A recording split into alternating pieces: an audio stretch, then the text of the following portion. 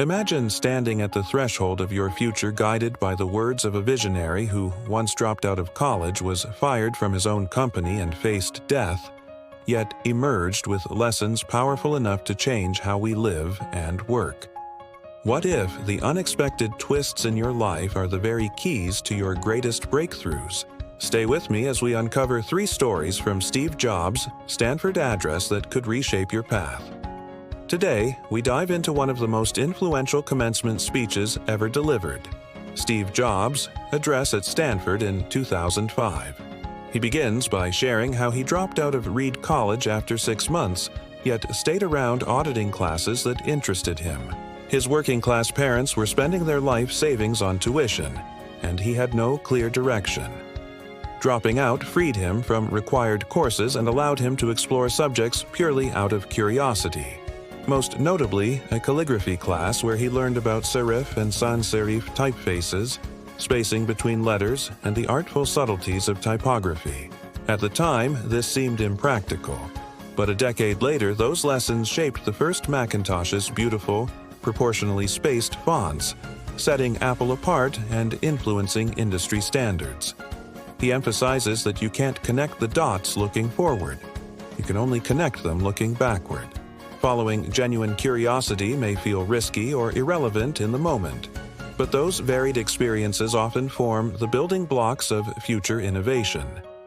Next, he describes co-founding Apple in his parents' garage, working hard for 10 years until Apple became a multi-billion-dollar company with thousands of employees. Then, at age 30, he was famously fired from the company he started. The shock and public humiliation could have derailed him, but he realized he still loved what he did. That passion led him to start anew. He founded Next and supported Pixar, ventures that ultimately fed back into Apple when it acquired Next and helped usher in Apple's renaissance. Being ousted proved to be the best thing that could have happened, freeing him from complacency and allowing a creative rebirth.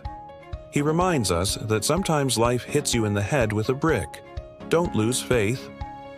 When you face setbacks, your passion can drive reinvention, opening doors you couldn't have foreseen.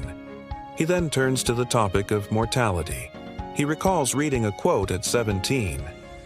"If you live each day as if it were your last, someday you'll most certainly be right." For years, he asked himself every morning, if today were the last day of my life, would I want to do what I'm about to do? Later, facing a cancer diagnosis, he confronted death directly.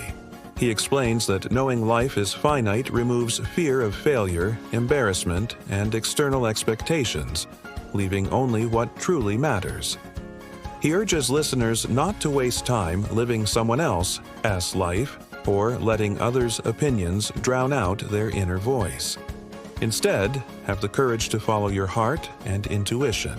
This awareness of mortality should guide meaningful choices, motivate risk-taking in pursuit of what resonates deeply, and help prioritize work and relationships that align with personal values. He recalls the Whole Earth Catalog's farewell message: "Stay hungry, stay foolish." Hungry for learning, exploration, and innovation. Foolish enough to take paths others might overlook. His 3 stories, connecting the dots, love and loss, and remembering death, form a framework for trusting the journey, embracing passion even through failure, and living with the awareness that life is short. Each lesson urges us to remain curious, resilient, and authentic. Reflect on how seemingly unrelated interests might connect in surprising ways. Embrace challenges as opportunities to reinvent yourself when passion persists. Let the finite nature of life inspire urgency and authenticity in your decisions. Consider how you might apply these lessons. What dots in your own life might connect later? How can setbacks become catalysts for growth if you remain passionate? In what ways can the awareness of life's brevity guide you toward choices that matter? Thank you for listening. Stay hungry and stay foolish.